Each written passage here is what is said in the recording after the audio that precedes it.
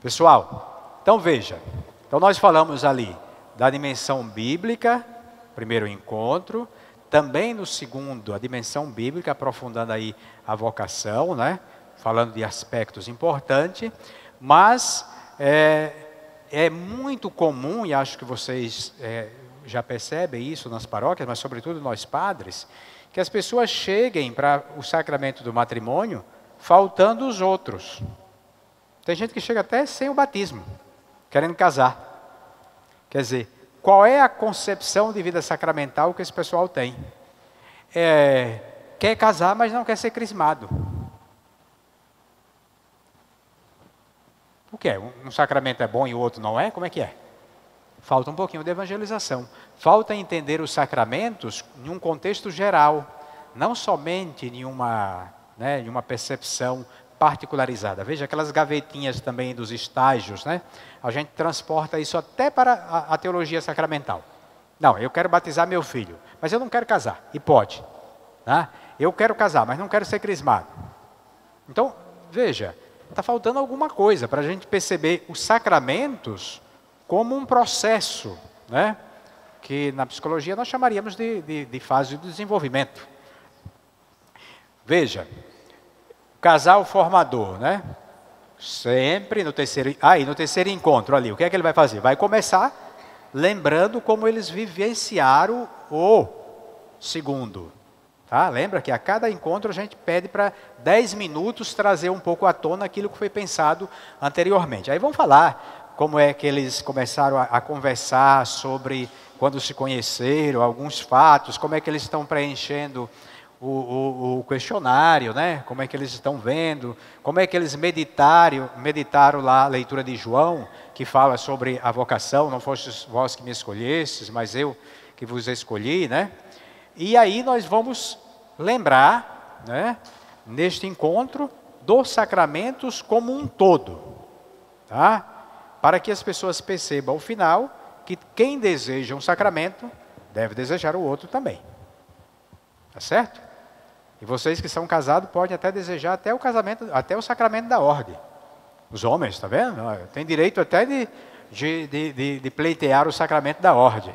Este autor, chamado James Fowler, e ele escreve sobre os processos de desenvolvimento da fé. Tá? Jung fala dos processos de desenvolvimento, as fases do desenvolvimento humano. Ele fala do desenvolvimento da fé. E, quando ele fala dos estágios de desenvolvimento da fé, dá para casar certinho com os sacramentos. Cada sacramento se presta a nos ajudar, assim como a gente cresce psicologicamente em alguns estágios, os sacramentos também. Eles nos ajudam, né, a perceber que cada sacramento vai dando possibilidades da gente amadurecer em todos os aspectos da vida humana, tendo o processo da fé como base. Então veja como é importante.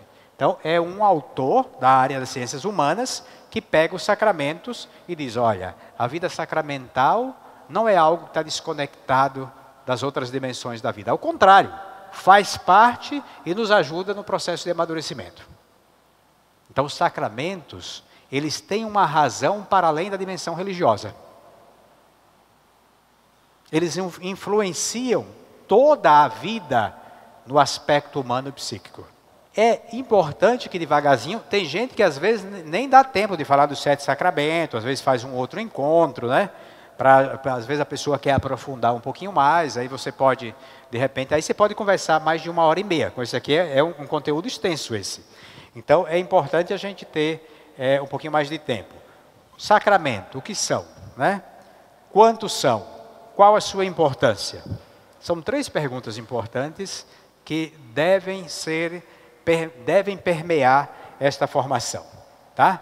Então, lembrando o que é um sacramento. O Catecismo da Igreja Católica claramente diz, é um sinal sensível e eficaz. Sensível, é possível, né? É possível tatear, e eficaz significa aquilo que promete fazer, faz. Não é eficiente, é eficaz.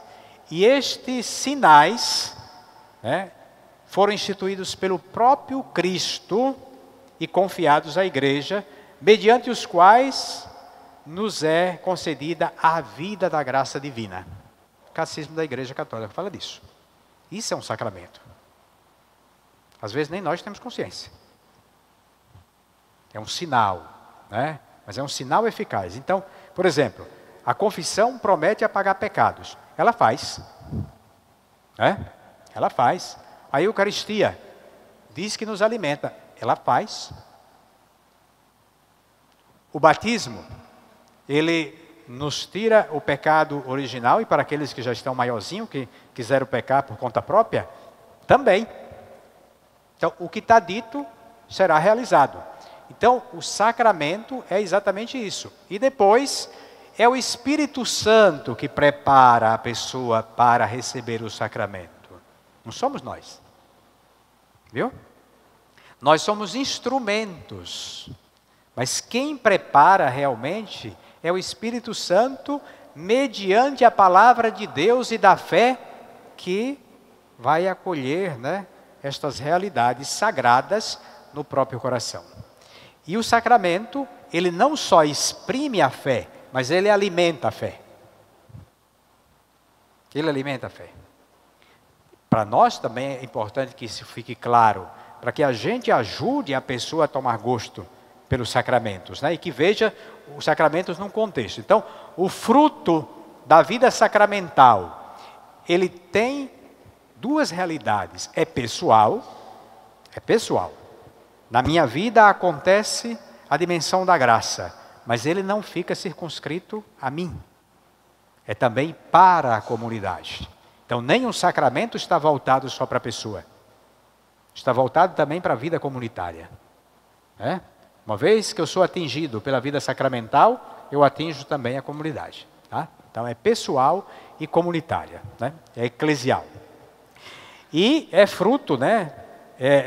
Este fruto é para cada pessoa que crê, né? Para cada pessoa realmente que faz adesão, porque a crença significa também que eu vou aderir. Né? Não é igual a Pilatos que queria ver Jesus, mas depois combina de matá-lo. Não é assim. A fé, a crença, significa que a gente também vai aderir. Por isso vocês verão no 8º encontro esse negócio, crer sem pertencer, que é algo muito, muito comum hoje, né? As pessoas creem, mas eu não pertenço a nada. Então creem em quê? Né? É uma fé desencarnada. E aí como eu disse, este contínuo processo de crescimento na caridade, né? Que vai acontecendo aí como os processos de desenvolvimento da fé. E aí continua, né? São sinais de Deus, né? Gestos de Deus na vida do crente, são sinais sagrados, por isso sacramentos, são sinais da graça, porque nós não compramos. Aí a pessoa diz, mas eu paguei o casamento. Meu filho, se você fosse pagar o sacramento, teria que vender sua vida e não dava tempo. Né? E não seria suficiente. São sinais da graça de Deus, é dada, é transmissão, né? E depois são sinais da fé. Aquilo que eu lembrava, são sinais que para ser assumidos e portanto, recebidos, precisam da fé. Né? E aí as pessoas já podem entrar em crise quando a gente fala que precisa da fé, porque tem gente que não acredita. Depois, né? Os sacramentos, quantos são? Pode parecer para nós assim, mas quantos são? Nós sabemos, mas tem gente que não sabe. Tem gente que não sabe que tem 7 sacramentos. Lembra que eu falei ontem que estão chegando nas nossas paróquias com os elementos básicos da fé, completamente sem terem recebido nada em casa? Muitas pessoas não sabem nem que o batismo é sacramento. Porque não sabem o que é sacramento. Que é um sinal sagrado, que é um dom, né? Então, os 7 sacramentos, obviamente que eu trago ali só alguns elementos para ajudar vocês, né? Vocês podem recorrer, sempre no final tem os números do Catecismo da Igreja Católica que fala de cada sacramento, né? Ali, lembrando que a porta de entrada para a vida cristã é o batismo, tá? A porta de entrada para a vida cristã é o batismo, e constitui o nascimento para Cristo, né? Portanto, nós todos deveríamos lembrar da data do nosso batismo. Quem lembra? Quem lembra? Olha aí. esta é uma falha grande, nós, como igreja, porque nós, se nascemos de novo, né? E nascemos para Cristo, todos deveríamos lembrar do batismo. Todos. Mas vocês não são culpados, é que a gente não fala isso. É isso, procura do registro da paróquia que tem lá, né? Então, sempre lembrar do nosso batismo, que é uma data importantíssima. Nós fomos resgatados, né? Fomos lavados, nascemos novamente. Depois, se você quiser, você pode explicar um pouquinho sobre o batismo de crianças. Porque muitos desses pais podem começar a pensar de batizar a criança quando estiver grande, que é uma concepção, né, protestante, uma concepção também agora ateia, né? Que no fundo, se eu não sou da dimensão da teologia protestante e começo a dizer que ele vai escolher quando é grande, é uma dimensão pagã. Então explicar por que é que a gente batiza uma criança. Porque se eu sou uma pessoa de fé, obviamente eu quero que o meu filho, né, seja liberto do pecado original. Não vou me alongar nisso aqui, né? Mas o que é que significa isso? Entrar na vida da graça, nascer de novo, não é para tirar o olhado, viu? Como muita gente chega, padre, vamos batizar que está doente, de repente fica ação. Digo, não, vamos para o pediatra porque é lá que ele vai ficar ação.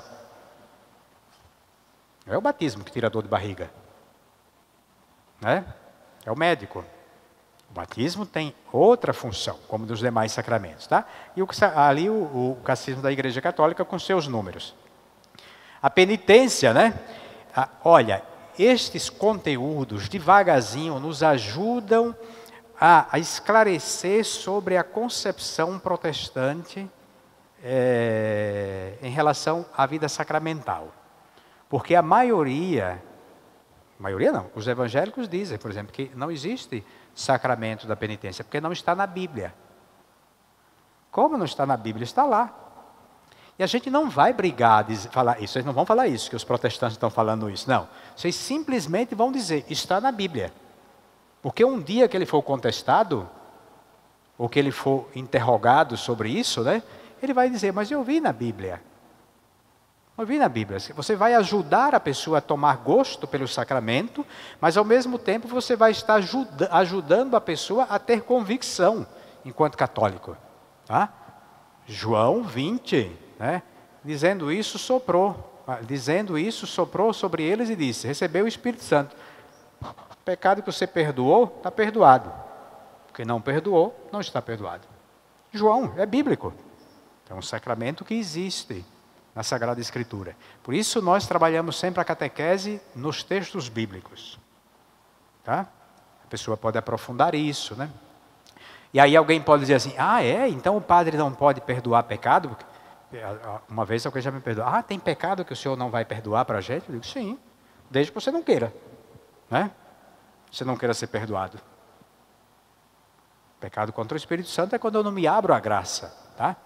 Então, falando de maneira simples sobre a vida sacramental, depois aí, né? E depois do batismo, quando nossos pecados são perdoados, né? Você veja o adulto, às vezes o adulto vai fazer a primeira Eucaristia e o batismo junto.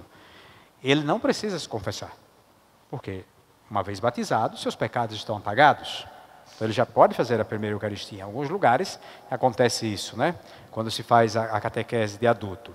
Porém, a gente volta, como a gente é desobediente, a gente volta a pecar, por isso a confissão, para nos ajudar a reviver a graça batismal, né? É como sempre voltar à pia batismal, para nos limparmos novamente. É uma graça especial que quem experimenta sabe, né? Quanta gente, ou talvez vocês já tenham visto isso, né? Que se confessa e diz assim, meu Deus, tirei um caminhão das minhas costas. É bonito isso, né? Tirei um caminhão, estou leve. Claro, se preparou para isso, e é uma graça. E é bom lembrar, minha gente, aos olhos da fé, não tem nada pior do que o pecado. Então a gente fala de corrupção. Isso é o quê? Corrupção é o quê? Pecado. Violência é o quê? A gente fala hoje de males sociais e a gente esquece que os males sociais são pecados. A gente pensa que pecado é só porque eu pensei mal moralmente, né, assim, em termos sexuais. Todas estas coisas que depõem contra a vida tem nome, pecado. E a gente achou outros nomezinhos bonitos, né, para poder mascarar o nosso compromisso diante de Deus. Então, aos olhos de Deus não tem coisa pior, porque é isso que destrói a nossa vida. A Eucaristia, né, também falar um pouco sobre a Eucaristia, mas aqui no livro a gente tenta dizer assim de forma muito simples, fazendo uma conexão. A Eucaristia que nós comungamos na missa não pode ser desencarnada, portanto tem que lembrar de quem é a Eucaristia. É Cristo. Cristo que nasceu em Belém, Cristo que assumiu a nossa vida, Cristo que cresceu no meio da humanidade. Portanto, a Eucaristia não é algo mágico, né? Que eu comungo e sai todo arrepiado, não sei o que, não sei o que. Acho que você fez outra experiência, não foi experiência de Eucaristia. Porque isso desencarna a pessoa de Jesus Cristo. A Eucaristia é o mesmo menino de Belém, que se encarnou, que cresceu no meio da humanidade. Aliás, que cresceu no seio de Maria primeiro. Então, a Eucaristia precisa ser fruto do cotidiano da nossa vida, né? Então, se eu sou alguém que participo do sacramento da penitência e comungo com frequência, quando é que eu vou sentir a vida eucarística em mim? Não é no primeiro dia, é no decorrer da vida. Assim como Cristo cresceu na humanidade, Ele vai crescendo em nós. E nossa vida vai sendo transformada, mas também não é um passe de mágica. Que eu vou num retiro e volto assim, agora eu vou salvar o mundo, né? Igual a eu, que assim, muito parecido com meu pai, que é bastante forte, né? Ele já morreu. E eu quando era adolescente, a gente tinha aqueles probleminhas de pais e filhos, né? E eu fui num encontro e achei que tinha me convertido. Voltei assim, pegando fogo, né? E um dia meu pai estava deitado e eu cheguei com uma xícara de café para ele. Ele tomou um susto, acho que ele pensou que eu ia jogar o café nele, né? Aí depois ele disse para minha mãe assim, o que é que está acontecendo com ele? O que é que ele está aprontando? Não estamos falando dessa conversão. Estamos falando do cotidiano, da vida, que vai mexendo com o nosso ser e nós vamos assumindo a nossa própria vida dentro de casa, a nossa vida diante da sociedade, né? Isto é Eucaristia. Não é passe de mágica.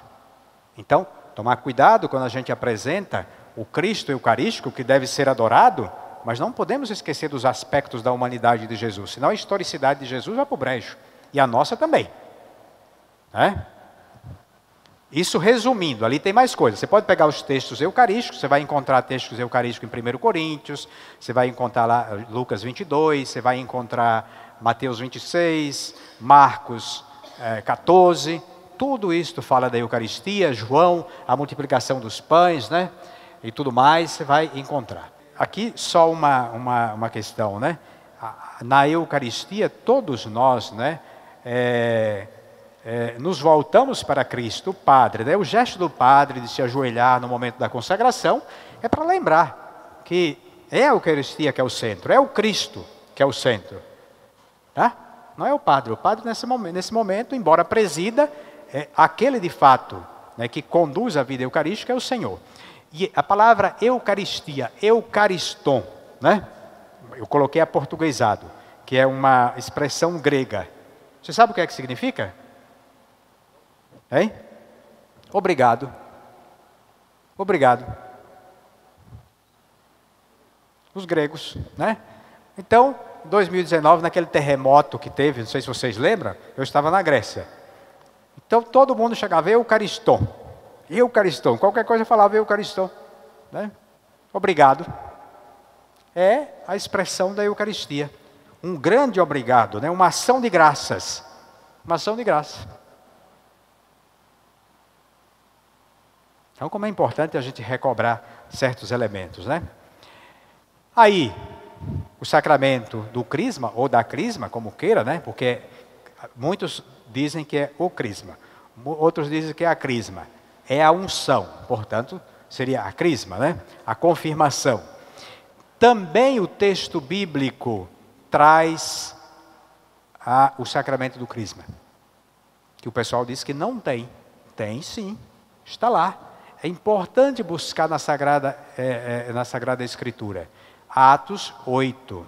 Cuidado, a ideologia e certas coisas nos cegam até para ver a Sagrada Escritura. Está explícito o sacramento. Que a gente diz que não tem, muita gente diz que não tem. Mas obviamente que nós não vamos falar dos que falam que não tem, a gente vai falar que tem, só isso. Mas só para vocês entenderem. Então, o crisma que vai aperfeiçoar a graça batismal. O matrimônio que nós estamos falando, não entro aqui, né? O matrimônio que é naturalmente um homem e uma mulher, né? Aí é a questão da natureza do matrimônio, por um pacto eles constituem uma vida a dois, tá? A dimensão cristã eleva esse pacto à dimensão de sagrado, a dimensão da graça. Tá? Mas, se você pensar o casamento sem a dimensão do sacramento, é um pacto entre duas pessoas. Né? Agora, não basta fazer um pacto entre duas pessoas que vai ser elevado ao sacramento. Duas pessoas do mesmo sexo não têm condição de levar ao sacramento, porque aí nós temos que recordar a teologia dos textos, dos 3 primeiros textos bíblicos. Entendendo? Claro que nós não vamos entrar nesse detalhe, aqui nós vamos começar a falar que o outro não pode, vamos falar o que pode. Mas eu só digo isso como fonte de esclarecimento. Ok? Vamos que tem chão ainda. O sacramento da ordem. E ali, né, importante, nesta mesma linha vocacional que nós falamos no segundo encontro, de falar das diversas vocações, então trazer o sacramento da ordem, que está intimamente ligado com os outros sacramentos. Por quê? A Eucaristia existe sem o sacramento da ordem? A penitência existe sem o sacramento da ordem? Dentro da dimensão sacramental, é importante destacar, né, que ali existe, né, a escolha de Deus, como diz o próprio Jesus, quem puder entender, entenda, ou como diz São Paulo, né, existe a escolha de Deus para que alguns deem continuidade à vida sacramental. Portanto, é algo que o próprio Deus quer, e se Deus quer, é bom. Tá? Quase todos os nossos cristãos têm dificuldade de entender o sacramento da ordem, no sentido de ser retirado do meio laical uma pessoa que assume uma outra função, também sacramental, em vista da comunidade, né? Que nós chamamos de ministros ordenados. São os diáconos, que podem ser casados ou solteiros, sendo que o solteiro é transitório, 1º grau. Tá? 2º grau, o sacerdote, que no nosso caso, da Igreja Latina, é sempre um solteiro. Mas eu não sei se vocês sabem que na Igreja Católica nós temos 22 ritos. Metade tem padres casados. Sabiam disso? A Igreja da Inglaterra, a Igreja Anglicana, né? Quando começou a ordenação de mulheres e de pessoas com atração pelo mesmo sexo, parte dos bispos e dos sacerdotes da Igreja Anglicana pediram à Igreja Católica para voltar.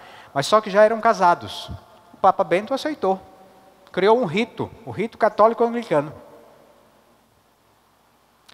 E os de tradição oriental, por exemplo, se você chegar na Ucrânia, estamos falando da Ucrânia, tem uma parte da igreja da Ucrânia que é ligada ao rito, que é ligada a Roma.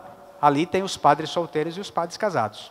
É a Igreja Latina que tem o celibato, e não é como uma imposição, mas como um dom. Aí você diz assim, mas se liberar, não vai resolver o problema? Não, porque as outras igrejas não é que tem mais padres do que nós. Não é questão de liberar ou não liberar, é questão da vocação. Entendendo? Só para vocês entenderem, né? E depois do presbiterato, o episcopado, que é o 3º grau da ordem, que aí sim, em todos ligados à Igreja Católica, é sempre o solteiro, sempre o celibatário. Né? Então, Jesus, né, escolheu 12, e escolheu quem ele quis. Está lá Marcos, né?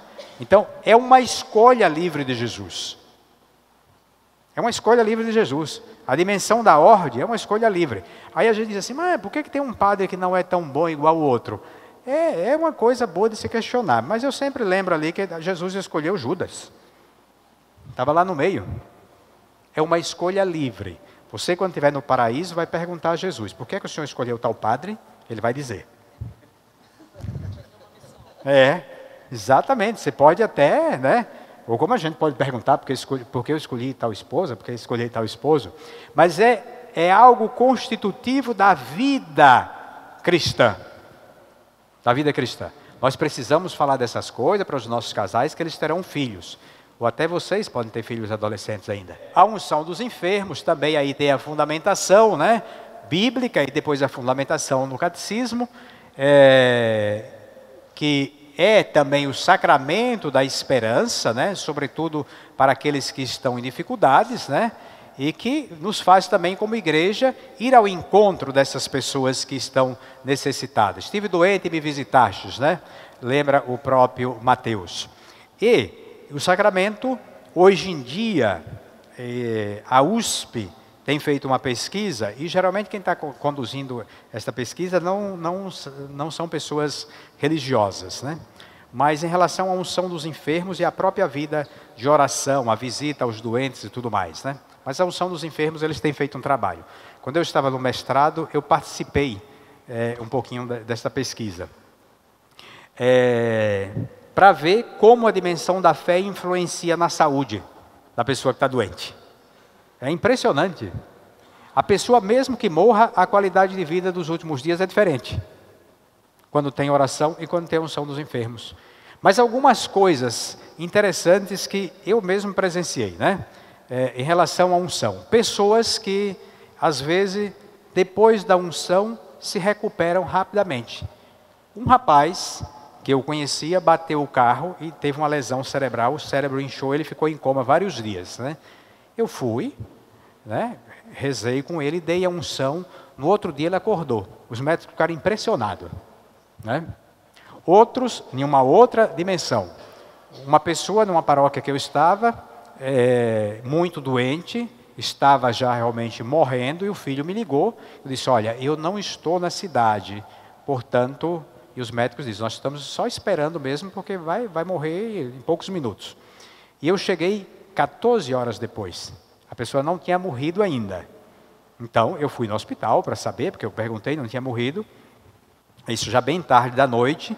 Quando eu dei a unção, a pessoa abriu o olho e disse, posso morrer em paz. São coisas que nos impressionam, né? Então, não é simplesmente passar um óleo. Existe uma dimensão da fé, né, que tem incidência na nossa vida, inclusive corpórea. E aí as pesquisas da USP e tantos outros lugares nos ajudam a entender. A unção dos enfermos é sobretudo para nos dar esperança. Seja a esperança de recobrar a saúde física, ou seja a esperança de estar em Deus. Mas exige fé, né? Estar em Deus, de também ser liberta de uma realidade humana para habitar no coração de Deus. Essa senhora que abriu o olho, que estava morta, abriu o olho e disse assim, posso morrer em paz. Eu até tomei um susto quando ela abriu o olho, né? Porque já estava morta praticamente. Posso morrer em paz, e morreu enquanto eu estava dando a unção. Um caso que eu estou citando, né? Só para vocês entenderem. Então, essa dimensão completa, né?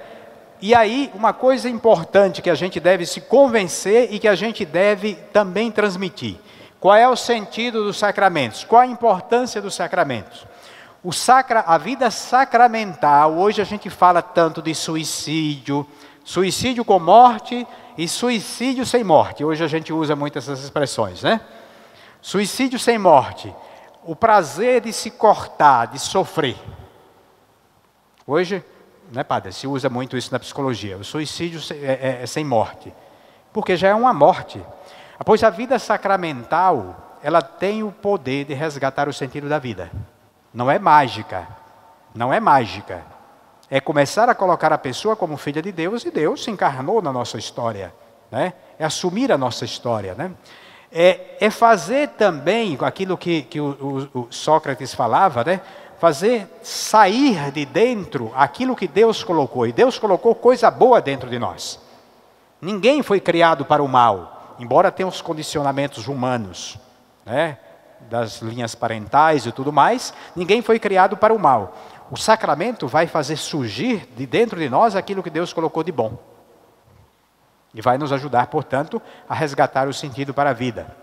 E viver, e o verdadeiro significado, consiste em acender luzes nas trevas da nossa história, né? Até mesmo quando a pessoa está morrendo, que recebe o sacramento, ela sente mais paz. Está provado isso cientificamente, né?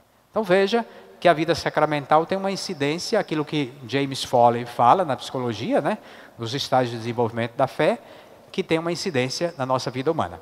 Falar isso para os nossos jovens nessa linguagem assim mais humana mesmo, é importante. E diante dos sacramentos, 3 coisas são importantes. Reconhecer que vem de Deus, se vem de Deus, somos gratos. Reconhecer a pessoa de Deus através do Filho, por isso um apreço pelos sacramentos, uma escuta, um respeito, uma reverência, uma docilidade, um acatamento. E o desejo de se unir a Deus, através da vida sacramental. A vida sacramental nos une a Deus, né? Aí a tarefa. Aqui tem uma tarefa importante. Nós falamos de sacramento e falamos da confissão ali no meio. A confissão como pressuposto para estabelecer relações boas.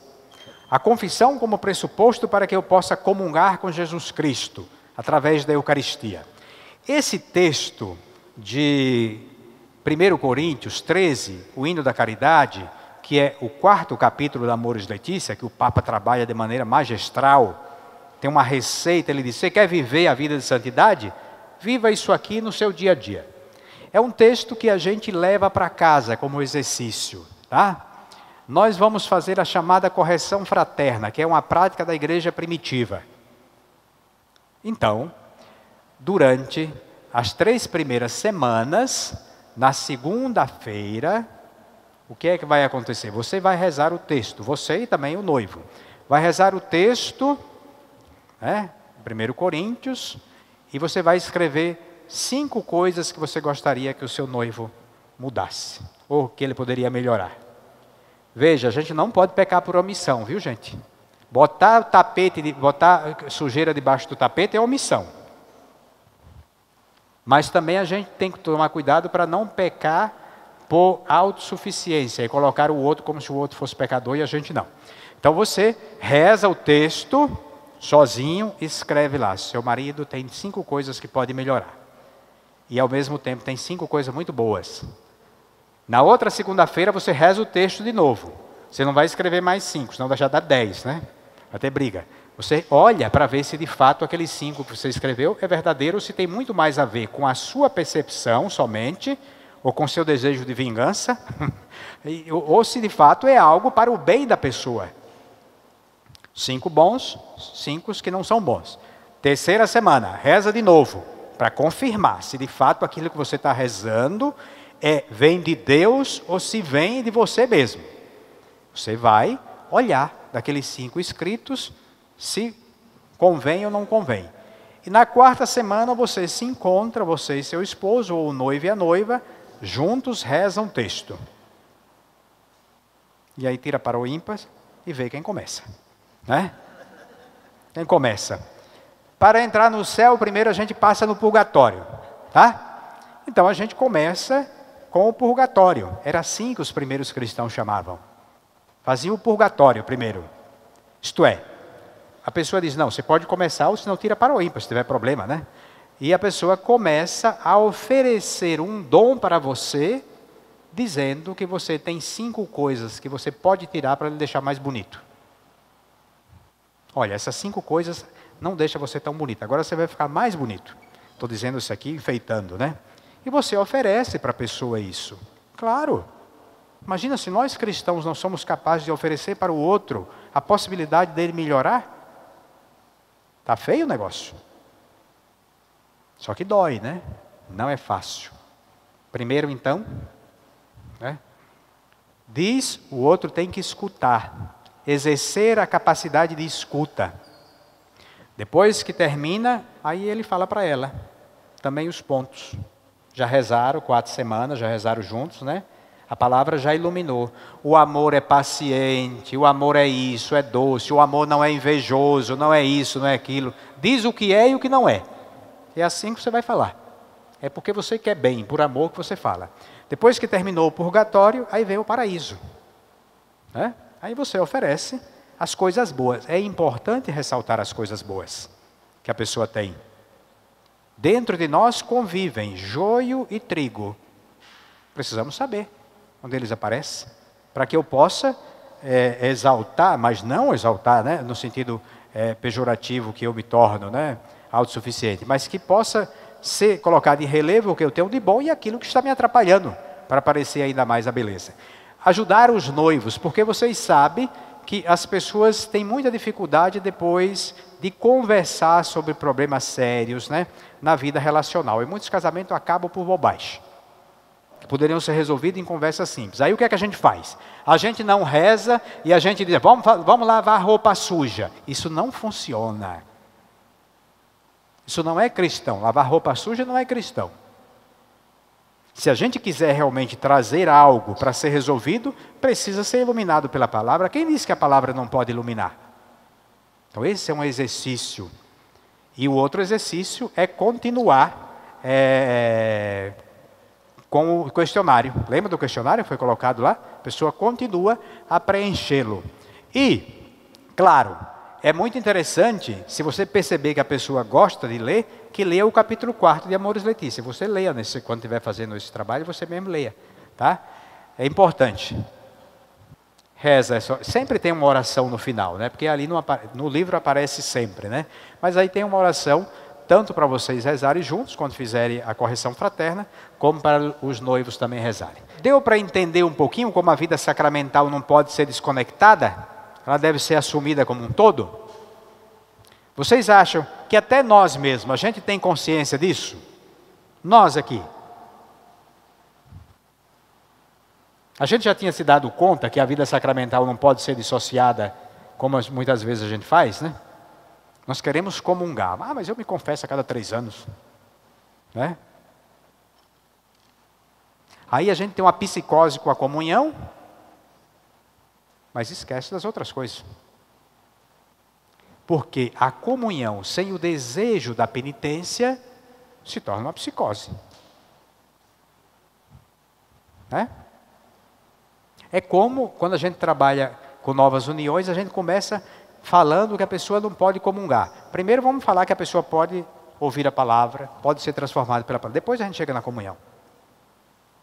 A gente parte de pressupostos que poderiam ser invertidos, né? Existem outros passos primeiros para depois chegar a outros. Assim como a Eucaristia. Para chegar à Eucaristia que eu quero, é preciso saber que tem outras coisas que a gente precisa fazer. Né? Então, os sacramentos estão intimamente ligados. Vamos lá. Muito bem. Falamos dos sacramentos e aí, para que a vida... Por que nós falamos dos 7 sacramentos? Porque para viver bem o matrimônio, os outros sacramentos são importantes. São importantes. Não dá para viver, como eu também não posso viver bem a minha vida do sacramento da ordem se eu não valorizo os outros. Tá? Aí a gente aprofunda agora, no 4º encontro, o matrimônio como um sacramento do dia a dia. Eu me levanto, sacramento. Vou para o trabalho, sacramento. Tá? Volto para casa, sacramento. Estou vivendo o sacramento. Eu não estou vivendo o sacramento no dia que eu saio com a minha esposa de mão dadas e vou para a missa. Também ali. Mas os outros aspectos de cada dia, como é? Não é sacramento? O casamento é um sacramento que acontece todos os dias, por toda a vida. Até que a morte o separe. Começa um dia, no dia da celebração, no dia do consentimento. Começa ali, mas acontece por toda a vida. Muitos não têm consciência disso. Muitos de nós não temos consciência. Por isso, tudo o que a gente faz é sagrado. Tudo o que a gente faz é sagrado. Também a ordem é um sacramento do dia a dia. Né? Então, o casal formador vai de novo lá, invocar o Espírito Santo. E o objetivo ali, minha gente, deste encontro é conscientizar que a vida de casado, a vida sacramental, não é uma vida fácil. Tá? Não existe vida fácil. Não existe. Ah, mas eu tenho um avião e muito dinheiro para gastar. Às vezes é escravo daquilo. Não é fácil essa vida. Quem entrou neste mundo achando que a vida seria fácil, não olhou para o autor da vida, Jesus Cristo. Teve vida fácil? Não. O fato da gente materialmente ter coisas não significa que a vida é fácil. Se fosse por isso, os ricos não tinham depressão, não se suicidavam. É como a gente vê a vida. É como a gente enfrenta a vida. É como o dia a dia da vida é levado, né? Isso é importante.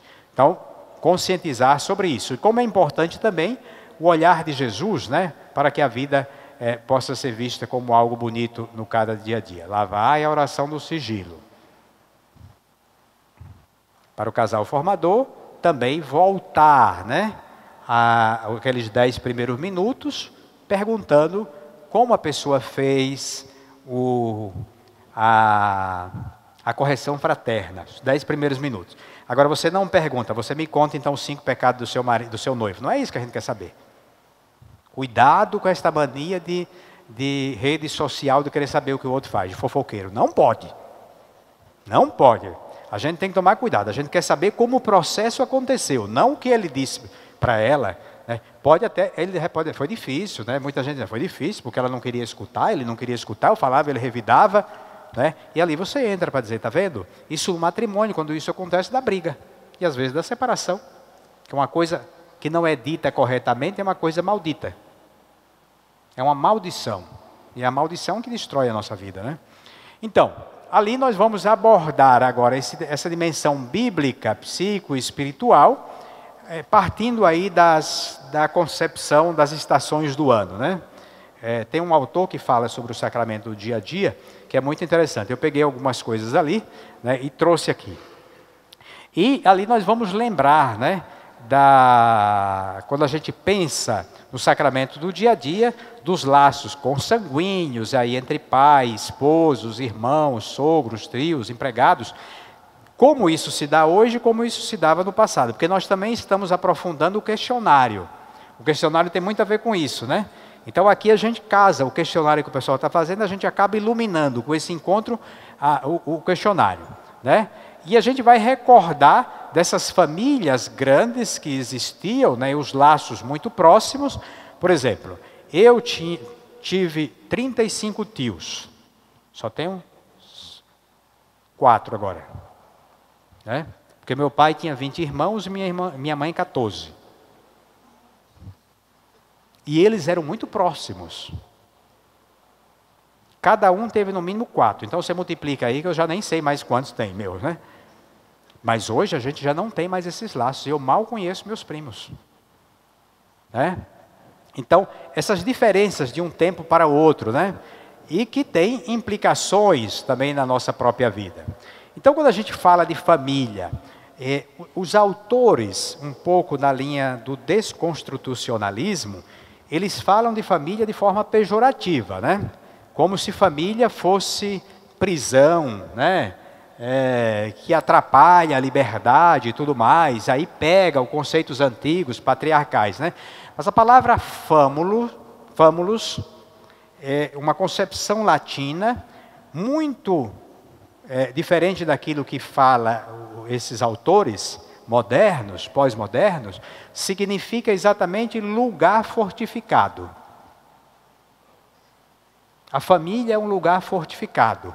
É onde há uma proteção, não de tudo, mas há uma proteção, um ambiente onde há uma espécie de algo que protege, né, para que certas coisas não me atinjam. E a gente sabe disso, não é que a pessoa não fica doente, não é que a pessoa não tem depressão, mas se ela tem uma família que é um espaço de aconchego, é um lugar que lhe dá força. Né? Então, e também na concepção latina, né, no passado, patermunus, né, se relacionava ao pai como o provedor, e depois o matermunus, a mãe como aquela que cuidava. Tá? Aí você diz, mas isso tudo mudou. Pois bem, o que é a licença maternidade, se não o reconhecimento do pater e do matermunus? A licença maternidade é o reconhecimento que a mãe cuida. Não é que o pai não cuida, né? O pai não dá de mamar. Papéis diferentes. Na realidade do dia a dia, a gente precisa reconhecer os papéis. Quais são os papéis que a gente desenvolve? Isso não significa que o homem não possa lavar prato, né? Que o homem não... Aquele meu colega que estava aqui, por exemplo, ele sabe cozinhar. A Solange não sabe. Posso dizer que eles não se importam, né? Então, quando eu ia na casa da Solange, que ela estava só, eu digo, a visita é rápida, porque não vai ter nem café direito, né? Não é que não pode fazer isso, mas existem papéis diferentes e bem definidos também, né? Que até a lei reconhece. Agora, para a teologia católica, o que é família? É a participação especial na obra criadora de Deus. É muito mais amplo, né, do que a visão latina, né, e outras visões.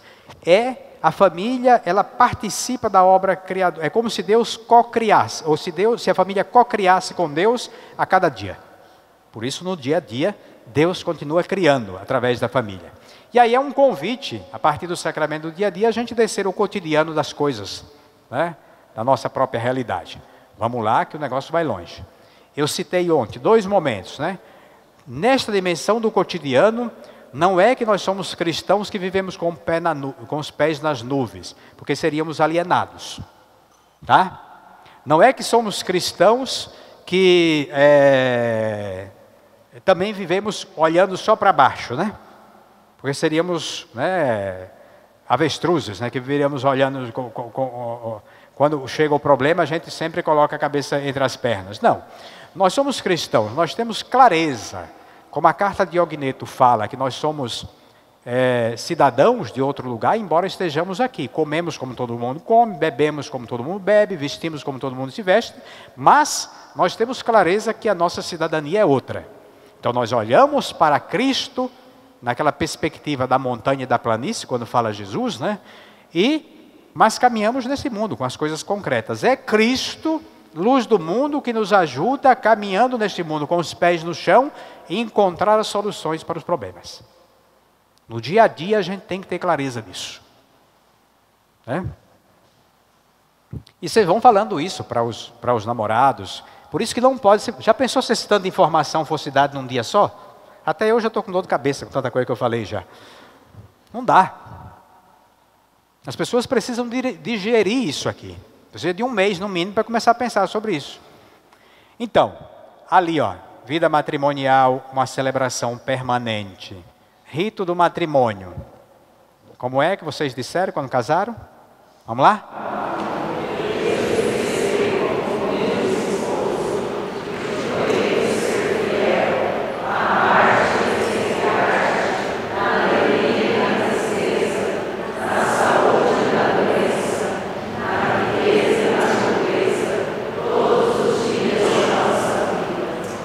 Quando a gente está falando aquilo ali, implica outras coisas, né? A gente casa com uma pessoa, depois de 50 anos é a mesma pessoa, mas bem diferente, basta olhar a foto. Eu fui fazer uma viagem internacional e eu esqueci que o meu passaporte estava vencido. Cheguei no aeroporto, passaporte vencido, fui dar minha identidade. A identidade eu tinha 14 anos. A pessoa olhou e disse, quem é esse aqui? Não era mais eu. A essência continua, né? Se fizer o DNA, o sangue é o mesmo. Mas a aparência tinha mudado. Tem aspectos muito importantes que a gente precisa lembrar. Eu caso com violão. Pode ser que depois de 50 anos não seja mais violão. Né? E aí também, quando eu falo beleza e feiura, isso é muito conceitual, né? Porque, né? E muito relativo. O que é beleza? Depende, né? Por isso que naquela primeira proposta de não ficar parado no sexo. Você casa com uma pessoa, você não casa com um corpo. A pessoa é maior do que o corpo, tá? Então, gente, olha, por isso que é importante de vez em quando falar sobre o ritual do matrimônio. Né? Ele tem implicações sérias. Então, nós vamos lembrando que a vida sacramental tem toda uma realidade mais complexa. Vamos pensar aqui nas estações do ano, tá? para ajudar a dinamizar esse quarto encontro. Veja, pensemos na primavera, né? Que a vida de casado tem a ver com as estações do ano. A primavera, a explosão do amor, tempo do idealismo, dos sonhos, encantamento com o outro, paixão, erotismo. Casal tem todo o tempo do mundo, né? Aí também, neste tempo da primavera, o primeiro filho entra aí. Primavera, flores, não é assim que a gente lembra? Lembro quando eu morava em Dourados, um dia passei numa fazenda, tinha 28 pés de ipês de cada lado, floridos. Eu parei o carro e fiquei meia hora sem saber o que estava fazendo, olhando para as flores.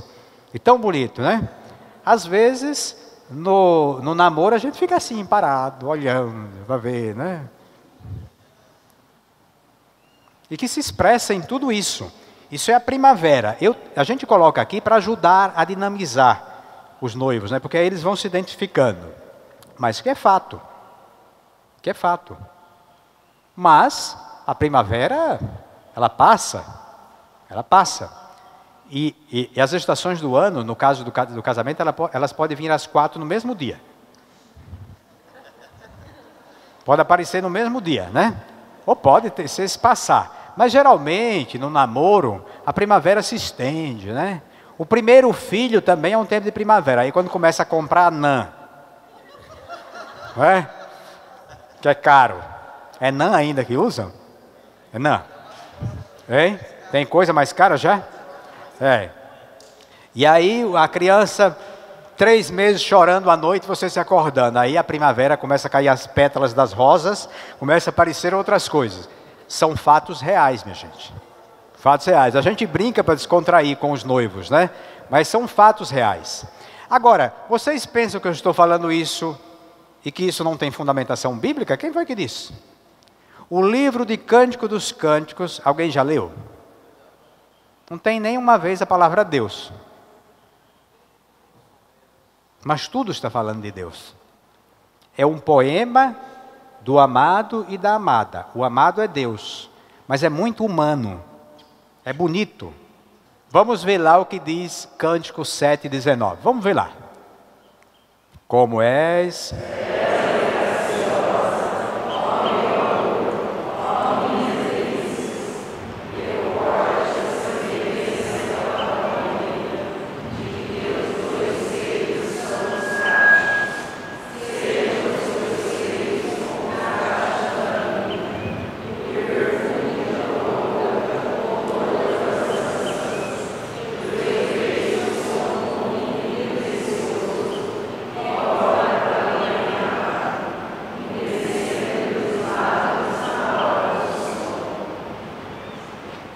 O jovem que nunca leu a Bíblia diz, mas isso aqui está na Bíblia? Isso aqui está na Bíblia? Pois é, está na Bíblia. Quem foi que disse que a Bíblia não fala das coisas humanas? Está falando de Deus, mas é muito humano, né? É próprio da primavera. Tudo é meu amado, é beijo, é seio. Olha o que é que aparece ali. Naquela época, estamos falando naquela época. 2.500 anos atrás. Era ousado o autor, né? Então, veja como é encantador a gente fazer as pessoas olharem para a religião, para o cristianismo, a partir da palavra de Deus, que tem tudo a ver conosco. Então, a gente pode recorrer à Sagrada Escritura. Então, isso é um rapaz falando para uma moça. Agora, vocês pensam que as moças eram recatadas? Vamos ver, né? Elas eram danadas também. Olha lá, ó. Olha lá o que é que ela fala para ele. Vamos lá.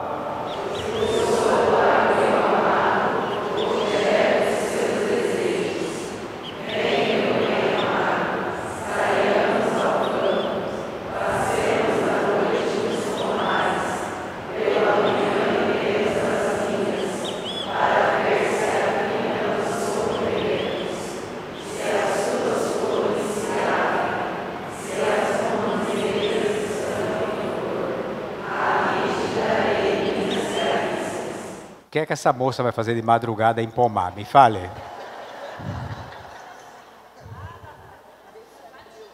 É, assanhada.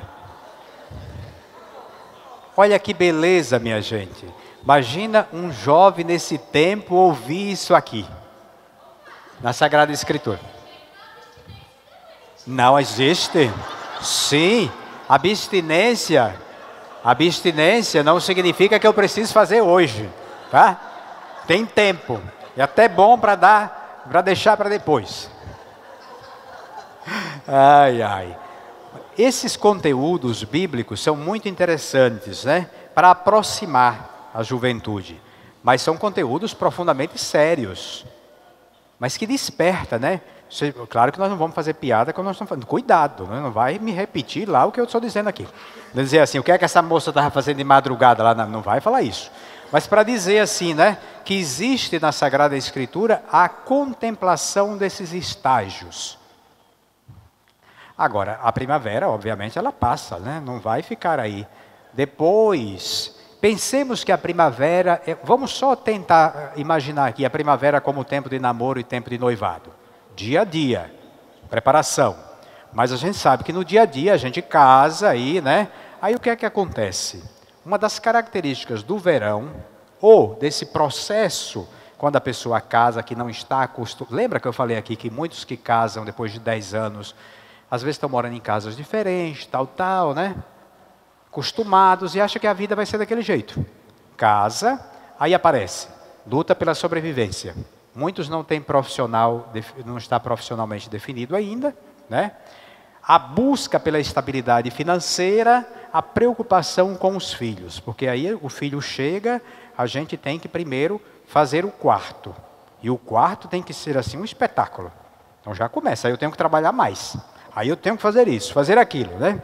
Quer dizer, a gente começa a supervalorizar certas coisas. Qual é o risco? É uma característica que aparece, essas 3 características elas aparecem. Mas qual é o risco quando a gente não está focado no essencial? Né? Ativismo, um ativismo danado, então não sobra mais tempo para conversar, correção fraterna então. Ora, o ativismo leva ao cansaço, através da sobrecarga de trabalhos que às vezes é para até colocar as coisas em casa, para receber bem um filho, tal, né? E aí pode acontecer que o namoro, que tinha a proximidade, que eu mandava todo dia um WhatsApp, que eu ia, né, que eu perdia horas para ir na casa do outro, dentro de casa começa a ter um distanciamento progressivo. Né? Então aquilo que poderia ser algo para potencializar a relação, acaba sendo algo que é uma característica do verão, né? Tempos secos.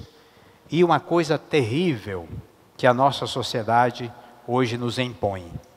Cria necessidades. Isto é, eu quero coisas que às vezes eu nem preciso. Consumismo, né? Poderíamos dar tanto outros nomes. O consumismo me exige mais luta, mais ativismo, mais cansaço. Então, saber lidar com essas situações, né? Uma pessoa evangelizada, ela sabe, ela não vai cair na onda de ter que ter tudo que todo mundo tem, né? Preciso ter algumas coisas importantes, mas não preciso ter tudo que todo mundo tem. Isso tudo nós precisamos tratar. São coisas que acontecem no dia a dia, ou não acontece.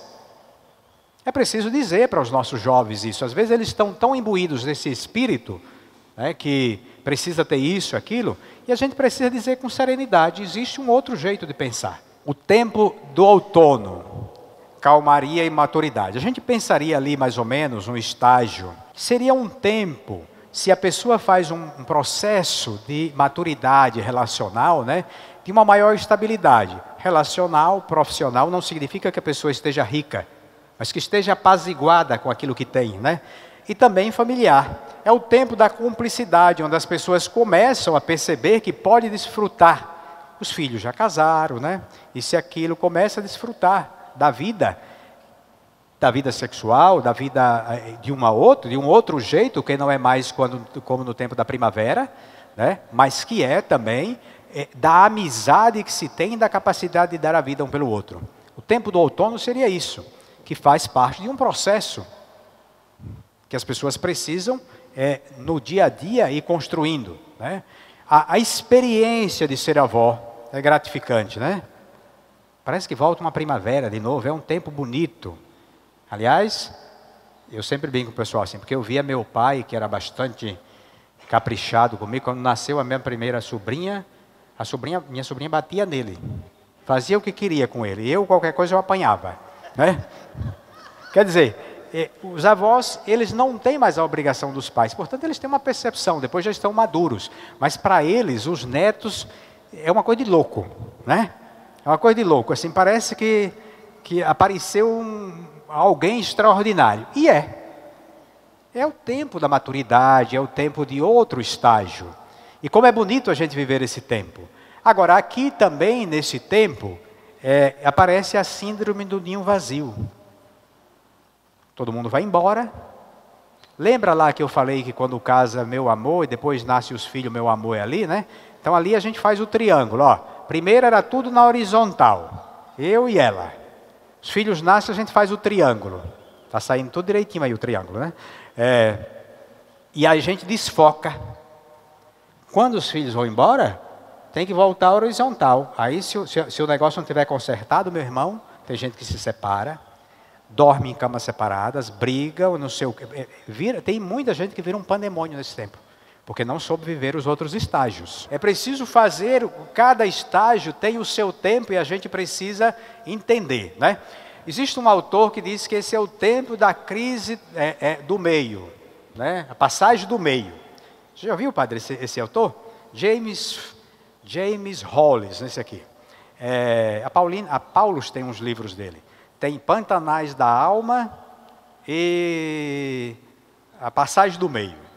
Eu li quando tinha 40 anos. Eu estava achando que estava no meio, já comecei a ler. Eu digo, vai. Ele tem uma sacada boa, né? Resumindo, ele diz assim, a vida é como um tapete. Né?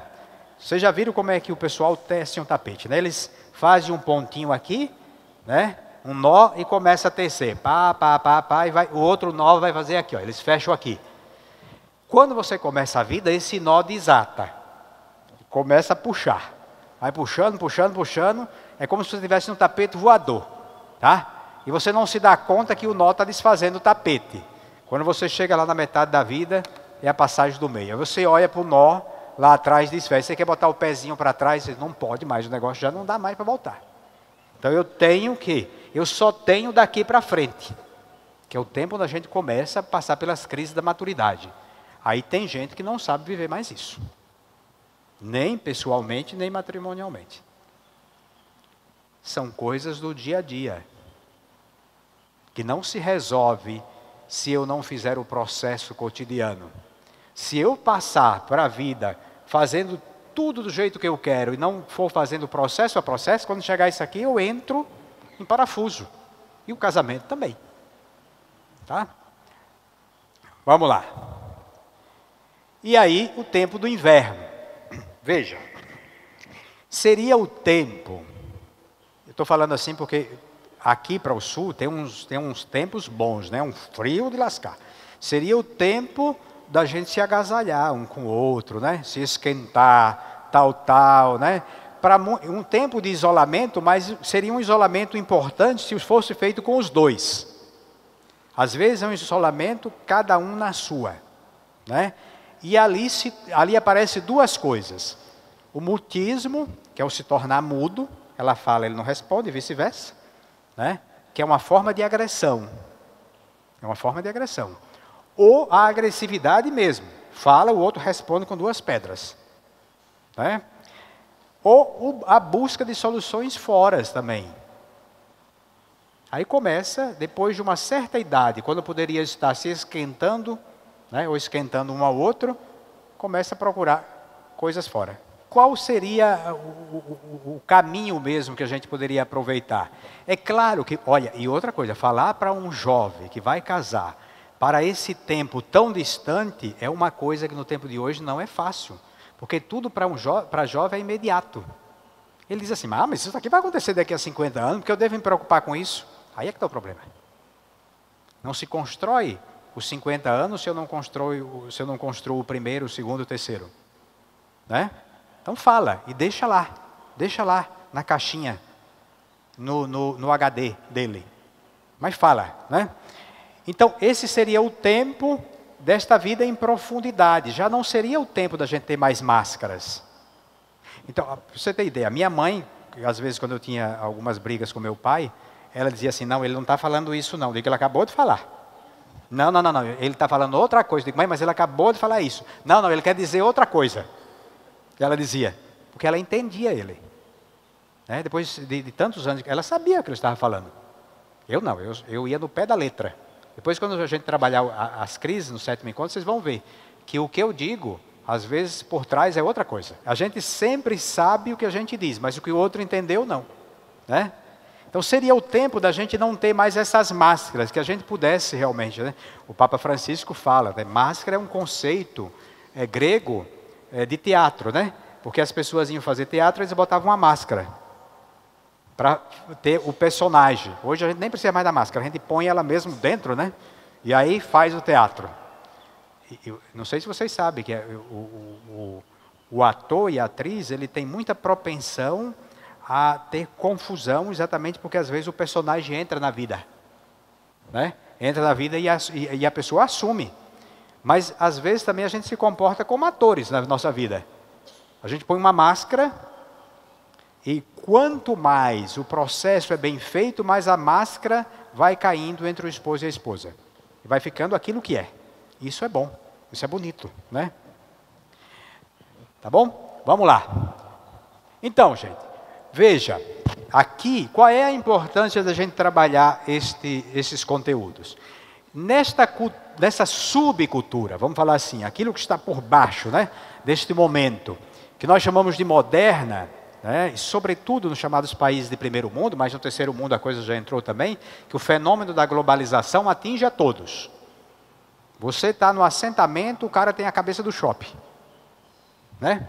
Então entra tudo já na nossa casa, através do nosso celular. Então nessa subcultura, sobretudo através das elites, da literatura, do cinema, das artes, das redes sociais, né, que não aparece ali, né, como fruto da comunicação, as redes sociais, que é essa expressão da comunicação mais moderna, existe uma revolta contra a família. É uma revolta mesmo, é um ódio contra a família.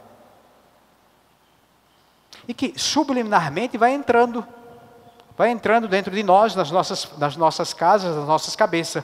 Então, você sabe que quando eu estava fazendo o mestrado, eu fiz uma pesquisa com jovens para o casamento e pedi que eles fizessem na universidade, né? Aqueles que iam casar, fizessem com outros. Então, o conceito de casamento vem de casa, sedimentada. Né? Sabe o que foi que eu me surpreendi? Que quase 70% dos que foram entrevistados diziam que casamento para eles era prisão. Prisão, minha gente. Você vai ficar preso, e nas brincadeiras a gente diz isso, né? A pessoa vai casar, você diz, mas como? Agora vai ficar preso? Não é por acaso que a gente diz isso. É porque por baixo, nesta subcultura, existe essa ideia. Mas o casamento não é para ser uma prisão, né? Ao contrário, é para ser uma possibilidade de realização entre duas pessoas. Ou entre várias pessoas também, quando tem os filhos, né? Portanto, aquilo que era a casa passou a ser prisão, e o obstáculo para a realização da casa tem nome, chama-se igreja, com esses conceitos, com essa doutrina, com esse jeito de pensar. Então é preciso reencantar as pessoas pela igreja. A igreja como esta mãe que quer o bem da pessoa. Por isso é preciso acompanhar. Você não põe isso na cabeça de uma pessoa num encontro. A pessoa precisa fazer discernimento, né? Ela precisa lembrar que a emancipação não significa que o seu eu seja aflorado. Né? O individualismo, é importante ter o eu, é claro, né? O individual, mas que a gente também não esqueça do outro. Tá? Então, muito importante. Esse texto para meditar da casa sobre a rocha, né? Cristo é a rocha sobre a qual se constrói o casamento. Vem os ventos e soprou sobre isso, a casa estava construída sobre a rocha e a casa não caiu. Então nós precisamos também nas coisas do dia a dia falar sobre isso. A religião não está alheia às coisas de cada dia. Não. A religião acontece naquilo que a gente vive todos os dias, né? Ok, aí passa-se o texto para a pessoa fazer, né, as estações do ano, lembrando que elas acontecem, às vezes, no mesmo dia, às 4, depois dura 2 meses, aí a outra vem 1 mês depois, aí elas têm, dependendo de cada casal, ela aparece de forma diferente. Mas uma coisa é certa, viu, minha gente? É sempre indo e voltando e desafiando o casal a se reinventar continuamente. O casal precisa se reinventar continuamente. E depois, para lidar com a dimensão do casamento, não são estratégias que você aprende como com um coach aí não, viu? Nem nós da psicologia podemos dar todas as estratégias para o casamento. O casamento passa, e obviamente precisa, podemos usar das ciências, né? Mas precisa da dimensão da fé. O casamento é uma aliança 3. A terceira pessoa é o amor. Tá? É o amor, né? E o casamento não é questão de sentimentalismo, é questão de decisão. Papa João Paulo II, na Pessoa e Ação, ele fala da volição, que é a capacidade de querer. A pessoa que vai casar deve ter capacidade de querer, porque se ela não decidir que ela quer assumir aquela vida com aquela pessoa, ela vai cair rapidamente. Porque, veja bem, eu posso amar a minha esposa e cair numa apaixonite por outra pessoa, sabia? Tem uma apaixonite. Mas quando eu penso direitinho, eu digo, não, mas eu amo a minha esposa, isso aqui é uma apaixonite. Se a minha capacidade de decisão estiver comprometida, eu entro na apaixonite e esqueço o amor. Então, é uma aliança 2, né? Casal, aí esposa e esposa, a 3 porque tem o amor, e nesta dimensão a capacidade de decisão precisa ser bem elaborada. Por isso nós precisamos fazer um discernimento. Aqui o processo de discernimento. Discernir é ajudar a pessoa a decidir. Tá? Quem não tem capacidade de decidir não pode assumir certas coisas. Ok. Ali tem o exercício, né? Que vai sair ali. Aí você vai pegar Mateus, nas quartas-feiras vai fazer aquele mesmo processo e depois vai responder essas 4 perguntas ali, ó. Tanto você que é o casal que está na formação, como você vai passar também para os noivos. Eles vão fazer aquela meditação da palavra, vão responder esses questionamentos a partir do que vocês falaram e depois vão continuar fazendo o questionário. Vocês receberam o casal em casa e trabalharam esses conteúdos, ok? Trabalharam na casa de vocês, a igreja doméstica, sua igreja doméstica, cujo o pastor é você, pastor de alma, significa aquele que pastoreia, né? Que cuida. Aí, nós agora vamos sair de casa e vamos nas casas. Vamos exercitar, exercitamos já a acolhida, agora vamos exercitar a saída, né? Nós vamos sair, nós não vamos nos retirar, entendeu? Tem gente que está confundindo igreja em saída com igreja em retirada. Esses dias, o padre, que agora é o secretário novo da Comissão Teológica Internacional, Piero Coda disse o seguinte, tem gente que está confundindo esse negócio de igreja em saída, né? Igreja em saída significa que eu vou, que eu visito e volto. Tem uns que estão fazendo igreja em retirada, vão embora e não voltam mais. Não é isso. Nós vamos exercitar a igreja em saída, que é exatamente esse trabalho de ir nas casas. Esse aqui é um padre, esse aqui no canto é um padre, né? E os 2 encontros são semelhantes, só mudam de casa.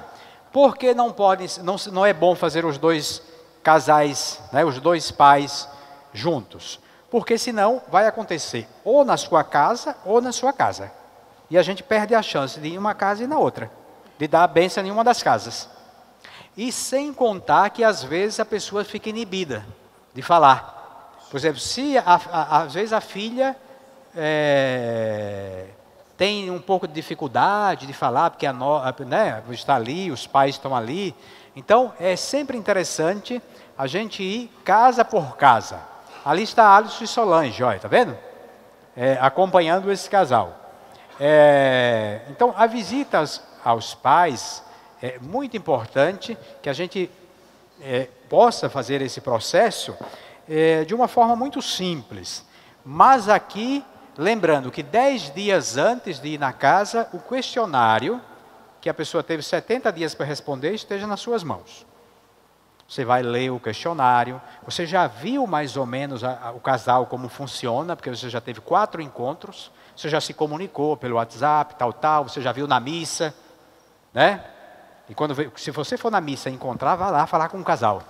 Ô fulano, que bom que você está aqui, né? E aí, você vai na casa e com alguns aspectos importantes. O casal pode ter dado uma chave de leitura de quem ele é.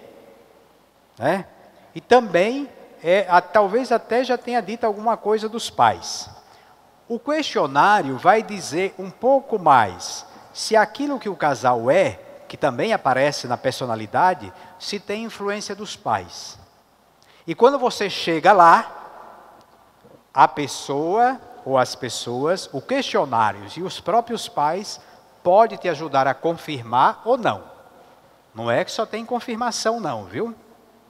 Porque eu acompanhei um casal e eu sempre achei que o noivo não queria nada. Eu digo, esse noivo não quer nada com a vida. O jeito dele era assim muito desligado, né? Eu digo, rapaz, não tem jeito. Aí fui na casa dos pais dele. Cheguei lá e eu compreendi completamente. Era o jeito do pai, igualzinho o pai. O pai era super desligado. Pronto, eu mudei a concepção, né? E olhando o questionário, mudei a concepção. E de fato, um pai excelente. O questionário pode te ajudar a ver algumas coisas, como a presença pode te ajudar também. Por isso que é importante a visita. Se eu tivesse ficado só na percepção que eu tinha do noivo, não tivesse ido na casa, eu não teria compreendido o que estava acontecendo. Né? Em outros lugares você percebe exatamente porque é mais Caxias, né? Aí você vai perceber que vem das relações paternas ou maternas, né? Como a pessoa se posiciona diante da relação, você percebe quando você está na casa ou pelo questionário. Tá? Quando vocês começarem a fazer, vocês vão começar talvez isso pareça distante, mas quando vocês começarem a fazer, vocês vão ver que não é bicho de 7 cabeças, não. Há uma percepção natural do que está acontecendo, que vocês podem discutir com os pais. Né? Então,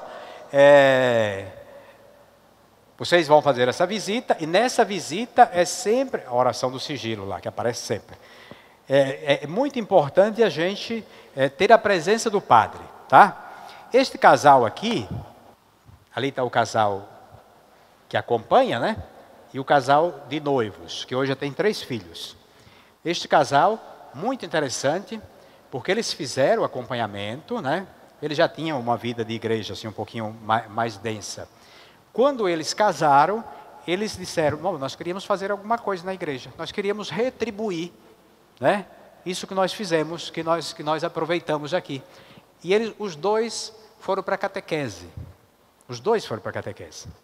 Então, a menina começou primeiro, né? Ela foi algumas vezes sem o marido, porque o marido estava em trabalho, pegou a turma, e ela começou a dar catequese. Ela é uma pessoa muito, assim, ela tem instrução, né?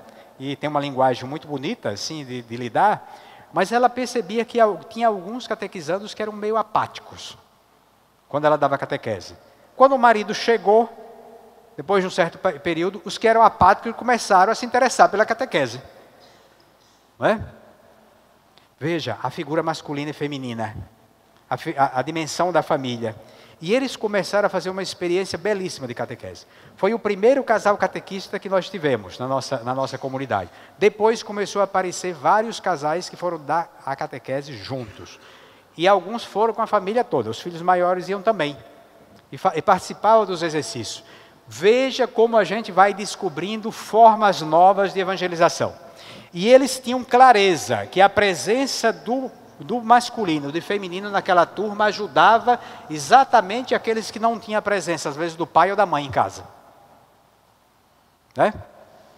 Então, um casal muito especial. Então, o nosso objetivo aqui é o encontro com a família dos noivos, né? E os objetivos são duplos.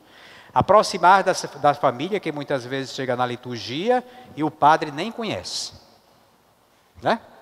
Às vezes os nossos casais chegam na liturgia, aquilo que eu falava, e a gente não sabe quem é, só sabe pela disposição da entrada. Como é bonito quando o padre, que é a testemunha principal, cita o nome do pai, da mãe, não só porque está no papel lá, mas Dona Maria, olha, que eu tive contato esses dias, ela fica com um sorriso, né? Se sente bem. E cria um clima, porque também tem que ter um clima espiritual na celebração. Tem que ter espiritualidade na celebração. Celebração não é um evento social. Então é preciso também se aproximar dessa dimensão, né? O padre não os conhece. Depois também, aproximar das famílias do noivo, podendo ser a oportunidade de renovar o vínculo com a comunidade eclesial. Pode ser que muita gente esteja distante da igreja, e ali renova o vínculo com a comunidade eclesial. O padre que vai e o casal que vai, representam a igreja que está visitando essa família. Pode ser o jeito de dizer, opa, olha aqui, e de repente começa a despertar o gosto de ir. Sendo muitas vezes católicos batizados, mas que se afastaram da igreja, né? Claro, se for católicos, são batizados, né? Ali, os setores, neste caso, o setor pré-matrimônio e pós-matrimônio se encontram. Nós estamos fazendo, parece, um trabalho de pré-matrimônio, não é? Mas não é só de pré-matrimônio, nós estamos visitando pessoas que já estão casadas há muito tempo, é um trabalho de pós-matrimônio também. Nós não separamos o trabalho da pastoral familiar em gavetas. Aliás, quando eles, que já são no pós-matrimônio, estão trabalhando com pré, está tudo muito junto. Né? Está tudo muito junto. E ali também, a gente pode encontrar, né, pessoas que começam a participar exatamente da vida da comunidade. Mas pode ser um trabalho de casos especiais também. Eu posso chegar lá e encontrar um monte de gente sem batismo. Gente em segunda união, parentes, né? Gente com problema de saúde, gente com problema de drogas. Então, casos especiais. A gente não tem ideia de como essa visita se multiplica nas facetas da evangelização. Se ficar em casa, a gente não vai saber disso, né? Muitos vão abrindo o coração, muitos depois tem irmão ali que tem filho para batizar, e naquele primeiro contato tem o desejo, ou acaba até sendo informado que tem alguma coisa, que assim como aquela visita foi feita, também é possível fazer a visita para o batismo, né? E aí vai. E a igreja é aquilo que nós falávamos, é uma igreja em saída, sendo a comunidade eclesial esta presença através do padre e do casal, os cuidadores de almas. O padre é sobretudo o cuidador de alma, que vai buscar a ovelha perdida. Às vezes está na casa, uma pessoa boa, mas que está completamente alheia, ou às vezes que tem problemas sérios. Nas visitas eu já vi coisa do Arco da Velha, minha gente. Coisas lindíssimas, assim que você sai evangelizado pelos pais. E coisas que você sai com medo de apanhar também, né? Porque tem brigas. Mas para mim isso é muito importante, porque eu vejo a faceta da família. Agora, quem é que participa desta visita? O casal formador, o padre, os nubentes, isto é, o noivo e a noiva, os pais de um deles, se vai na casa do noivo, os pais dele, se vai na casa da noiva, os pais dela, né? Os irmãos, se quiserem chamar, se moram ali na casa, de repente pode participar, né? Isso varia muito, pode ser 30 pessoas, igual aquele que eu falei também, pode ser, né? Lembre-se que não é aconselhado misturar os pais juntos aí, aquilo que eu falei, né? Para não privilegiar uma casa, tá? E também para que a pessoa tenha a oportunidade de ficar mais à vontade. E vocês vão perceber como a noiva e o noivo vão se expressando. Assim, indo nas casas, a gente não vai privilegiar. O que falar e como falar, isso é que é importante. Não é que você chega lá com um script, olha aqui minha gente, nós vamos seguir exatamente isso que está aqui. Não. Essa é uma visita muito descontraída. É uma das melhores evangelizações que a gente percebe. Então a gente chega, cumprimenta, tal, e faz uma oração, né? E a primeira coisa interessante é começar a perguntar ao casal como é que se conheceu, né? Como é que foi, como é que é a vida de casamento, como é que foi? Aí eles começam a dar uma catequese a partir da experiência. Eles vão falando daquilo que aconteceu com dificuldade, e geralmente quando tem dificuldade, eles dizem assim, eu não gostaria que a minha filha passasse por isso. Então, olha, nós passamos por isso, é importante ter tal percepção, isso. Os casais simples, analfabetos, que dizem coisas que a gente fica impressionado. Eles dão a catequese, né? E eles vão falando, você só vai intermediando. Então, depois que eles falam, aí a gente pode perguntar assim, e se não saiu tanta coisa, como é que foi viver as dificuldades? Né? O que é que vocês diriam? Eles geralmente vão, inclusive os separados, dizem assim, olha, nós não gostaríamos que acontecesse com vocês o que aconteceu conosco. Aí começa a dar conselhos. Conosco aconteceu tal coisa, foi por isso que a gente se separou. A gente não se preparou, a gente não teve paciência, né? Alguns que já estão em outras uniões dizem assim, se a gente tivesse pensado, essa separação não teria acontecido. Eles dizem coisas impressionantes. Daria livros maravilhosos se a gente pudesse escrever aquilo que a gente ouve, né? Então, a partir daquilo que a gente viu, no questionário a gente vai levando essa conversa. Um dado momento, e as perguntas devem ser discretas também, né? Não precisa... Em um dado momento você pergunta ao noivo, diante daquilo que os pais falaram, como é que ele percebe? E muitos dizem assim, nunca falaram isso para nós. Isso que eles estão dizendo, a gente não sabia. Essa dificuldade a gente não sabia. Olha como a gente falha nas nossas comunicações.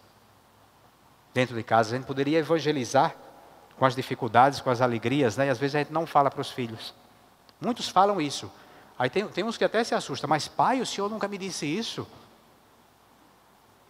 É surpreendente essa visita. Veja, é tudo muito simples, tá? Tem um texto que está ali no livro, vocês podem usar, rezar juntos, né? Depois, a gente pede a nora para falar como ela se sente naquela família. E ela fala, porque já existe um clima. E ela já passou pelos encontros, ela já está mais preparada. Ela fala como se sente, e algumas vezes você percebe quando ela fala de forma assim meio atravessada. E é importante observar que no 7º encontro a gente leva isso para conversar. Você sente como a coisa está meio atravessada. Se o relacionamento com a sogra ou com o sogro não está muito bom, como é que vê? Se ela tem ciúmes da mãe do rapaz, né? Ou se a mãe do rapaz tem ciúmes dela. A gente pergunta também ao casal de pais como é que sente a presença da nora. É muito interessante. E é bom ficar bastante atento naquilo que vocês observaram durante os 4 encontros e no questionário. Depois faz a mesma coisa na casa do noivo, né? Ali o padre vai porque ele é a presença paroquial ali, né? O pastor, né? Depois ele obviamente proclama o evangelho, pode dar a bênção no final, mas ele também ajuda a trazer alguns aspectos. Por exemplo, um velho provérbio, quem casa quer casa, né? É importante lembrar que a família leva o sangue da outra pessoa e, portanto, entra até na dimensão da espiritualidade. A família que eu caso com a minha esposa, a família da outra, da pessoa é minha família também. Mas é preciso que o próprio casal crie sua identidade. Ele não pode repetir o modelo. Você não repete modelos, nem os irmãos gêmeos são iguais. Então eu não vou ter um casamento igual o que meu pai teve, o que minha mãe teve. Então o padre pode dizer, olha, é importante, né, que os pais, né, e que os próprios noivos estabeleçam a construção da identidade nessa relação respeitosa, mantendo as distâncias e ao mesmo tempo mantendo a proximidade com os dois, tá? Sem privilegiar pessoas. Eu vou todo domingo na minha casa, na casa do meu pai, porque minha esposa quer. Bom, se é perto e o outro mora 300 quilômetros, é claro, não dá para ir. Mas se as possibilidades permitem variar a presença, é muito importante, tá? Isso o padre pode dizer de maneira bonita, porque já conversou, já entrou no clima, né? Outra coisa que o padre pode ajudar olha, e o Papa, quando lançou a ideia da jornada dos idosos, ele fala sempre do idoso como um tesouro, mas fala da solidão, do abandono, né?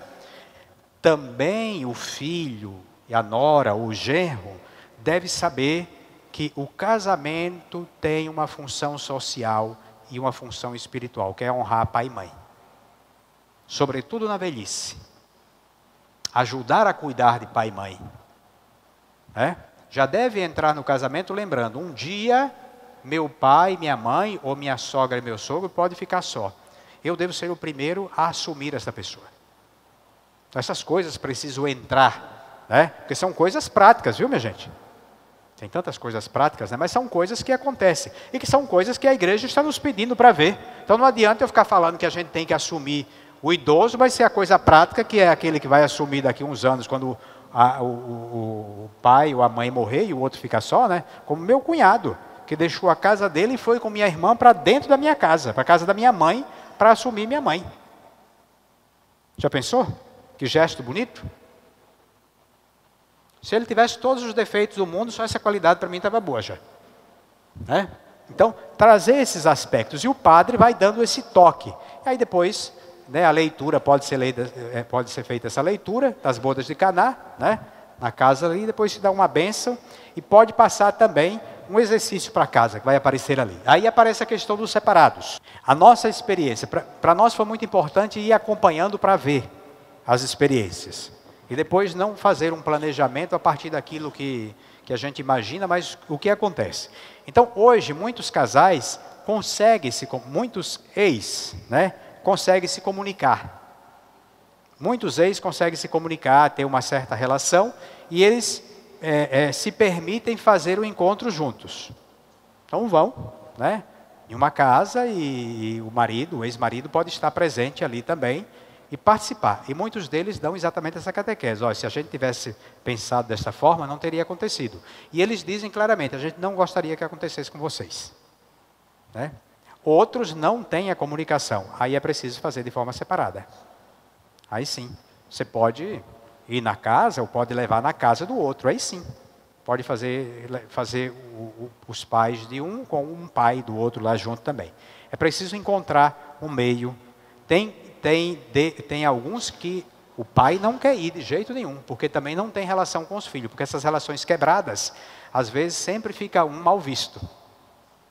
Às vezes é o pai que não quer ir ou a mãe que não quer ir, porque não tem uma relação boa.